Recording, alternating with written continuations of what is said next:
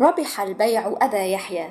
دي جملة قالها سيدنا النبي صلى الله عليه وسلم أول ما دخل عليه في المدينة سيدنا صهيب الرومي. صهيب الرومي عمل إيه؟ صهيب الرومي عمل حركة جميلة جدا، إن هو كان في مكة وكان من أوائل الناس اللي هم أسلموا، لكن كان من الأواخر اللي هم سابوا المكة وهاجروا للمدينة.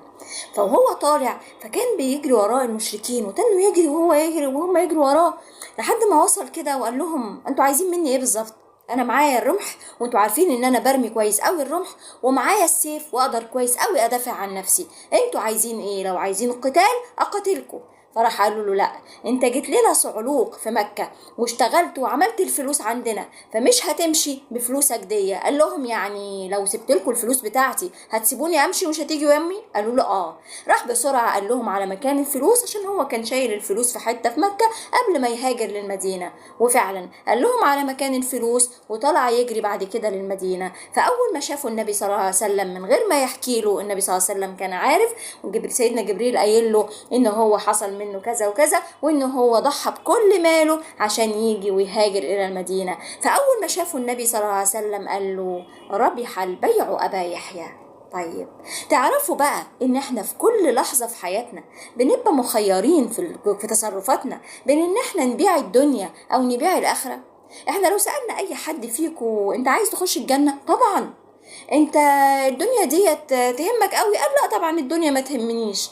ولكن تصرفاتنا ما تقولش كده. يعني مثلا اول ما نسمع الاذان، يا ترى بنقوم نصلي ولا بنخلص الحاجة اللي في ايدينا؟ ده خيار بين ان احنا نختار الاخرة او ان احنا نختار الدنيا. طيب، انا مثلا في شغلي وانا قاعد بشتغل كده، يا ترى بتقن عملي واعمل عملي على اكمل وجه، ولا بقول على قد فلوسهم؟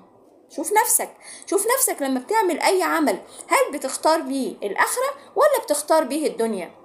يا جماعة، احنا ساعات بنختار بيجي لنا نفس السؤال. احنا طبعا في الدنيا دي في امتحان، ساعات بيجي لنا في الورقة نفس السؤال، لكن في مننا اللي بيجاوب غلط وفي مننا اللي بيجاوب صح. يعني مثلا لو انا مثلا شخص، انا واتنين تلاتة تانيين اتصابنا بمرض خطير، المرض ده ملوش علاج، زي السرطان، زي تليف الكبد، زي فشل كلوي، الامراض اللي هي ملهاش علاج، وحسينا ان خلاص الموت قرب مننا وان احنا حياتنا قصيرة. ففي بعض مننا بيجاوب الاجابة ان هو ابتدي يدور على الديون، لو عنده ديون يسدها، ان هو لو مش مطلع الزكاة يطلعها، ان هو يطلع الصدقات، ان هو يدي العلم لو هو عنده علم، يبتدي يشرح لأي حد حواليه، يساعد غيره، يبتدي يعمل خير لأنه حاسس إن حياته قصيرة. واحد تاني هيجاوب على السؤال ده ان هو يحاول يجمع الفلوس على قد ما يقدر عشان يدي لعياله ويخلي عياله عندهم فلوس كده وقصور كده وبيوت كده وعربيات، فيبتدي يجمع الفلوس بالحلال وبالحرام ويقول انا حياتي قليلة ولازم اجمع على قد ما اقدر. واحد تالت يجاوب اجابة تانية، وهي ان هو يستغل المرض اللي عنده ده، ان هو يسأل الناس: يا جماعة انا غلبان، انا ما اعرفش اشتغل، انا عندي الامراض الفلانية، بصوا الاشعة، بصوا التحاليل، ويبتدي يشحت على حس المرض ده. كل واحد اتعرض لنفس السؤال، ولكن في اللي جاوب صح وفي اللي جاوب غلط. طيب، تقول لي: طب انا اعمل ايه عشان اختار الاجابة الصحيحة؟ وهي ان يكون هدفي هو الحياة الاخرة، يكون هدفي هو ان انا اوصل للجنة، ويكون كل اللي حواليا ديت، سواء كان عيالي، سواء كان الفلوس، سواء كان المنصب، اي حاجة واختيار في حياتي، هي يكون انه وسيلة توصلني لهدفي الاعلى وهو الجنة، وهو هدفي اللي انا كلنا بنتمناه. طيب، اعمل ايه عشان يبقى التفكير بتاعي صح والاختيار بتاعي صح؟